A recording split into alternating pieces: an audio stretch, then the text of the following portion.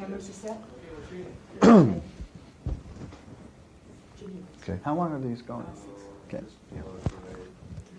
All twos over here and all singles. Okay.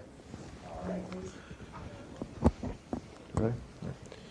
This script's been around almost as long as you have in Hollywood, haven't you? As far as your career is concerned, you knew it with Lawrence a long time ago. Right. I was aware of this script, I think, when I was making Silverado. And that's kind of how I built my career, was on what I thought were good stories and good scripts. So I always kind of sniff them out, and it doesn't matter to me. In fact, most of the movies I've ever made have been kind of problematic movies in a sense. People either didn't want to make them or they were in turnaround for the most part. I heard that a long time ago this was going to be Barbra Streisand and Steve McQueen. Yeah. That would have been interesting. I think there would have That'd been a lot great. of fighting there or something, but it would have been interesting. Yeah, well, that would have been great casting, I think. And so now it's Whitney Houston and Kev. Yeah, I don't know who else could have done this in the ladies, because it had to be really a legitimate singer. It couldn't be some actress that you're faking it That's with. what I felt. That's what I felt. And you talk about the experience level, but when you start to ask an actress that's well known, even a popular actress that you like, enjoy, for them to make that jump that they're that, you always know in some way that it's an acting job. It's not. And because Whitney had never been in a movie, that bridge suddenly, it was like you were actually getting a more in-depth look at her life, so she could take on it as her life. Yeah, I think, and you also buy the concept that she could be in danger or that someone would be a fan of hers, because she's basically not playing herself, right, but she exactly. is into a way. Yeah. How have you changed, really, in this 20 years? I was looking back at some old tapes. I saw an old tape we did of Silverado. That's been quite a while. How is Kevin, the actor, and the person changed since you hit town here? Well, we all change. We all go through things, but what's important is what's the same, which is my love of movies, my desire to be in good movies, to wait for them, and try. And that hasn't changed. I've had to deal with things that, certain instances you could only dream about, because I could never imagine. I got a pretty big imagination. So there are things flying in front of me that I have to deal with. But, hopefully I've, gotten smarter about stuff. And but my basic, the thing that drives me, the thing that's gotten me to right here, is still intact, which is I believe in the movie. I believe more in the script than I do myself.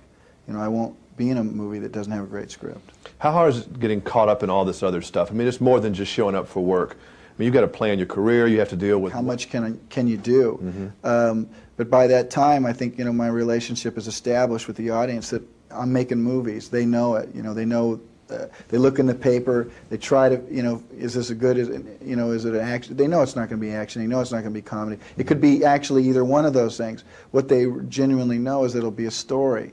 That's kind of my relationship with an audience. How big a deal was Dances with Wolves when you look back at it now for a career? Well, did it open a lot of doors, or doors not were really, already because open? there's a movie I wanted to do this coming year that the director doesn't think I'm right for, that I know I'm right for, and so I don't get everything that I want. Nobody in life does. That's probably good too, isn't it? Well, it is. In this case, it's bad. In this case, it's really bad. Yeah. But that is life. That's the way it goes. And I put my money into 2 movies right now that no one really has wanted to make. So, you don't get everything you want. They want you to do the thing that's certain and sure. They know that people are going to like me in a certain kind of movie, and I like to be liked, but I also like to be involved with original stories. Was there a single movie that you remember, the first one you ever saw, that changed your life? Probably, How the Westers one did. I got lost in that movie as a little boy, singing Birch Bark Canoe and Jimmy Stewart and Carol Baker, and just the whole adventure of that. And I'm not surprised. I went on in my high school days. I was building canoes, and when I graduated high school, I went down all the rivers that Lewis and Clark had gone down. So, the images. Movies really should be about things that you'll never ever forget in your life.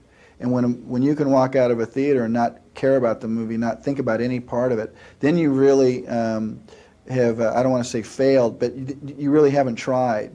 Because movies really have to be about something that you'll never ever forget in your life, a moment, a scene. Were you or are you still a fan of movies and stars, movie stars? I go to movies. I'm not a fan of stars. I'm a fan of people who do good work. But I go to the movies once a week. You know, I don't really go to premieres. I pay my $6, $7, whatever it is, and I go and I boo at the screen or I say that was great. Did you have a fan? I mean, I heard that you liked Stephen McQueen.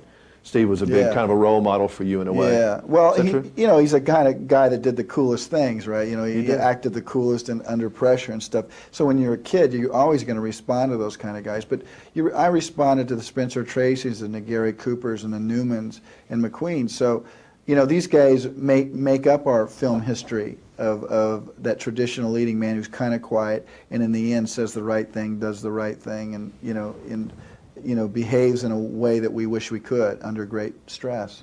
Nice talking to you again. Thanks, you. Jim. Enjoyed the movie. Thanks. Yeah. You working with Eastwood? Did I read that somewhere? Yeah. What, you directed? Who's directing who? He's directing you? Yeah.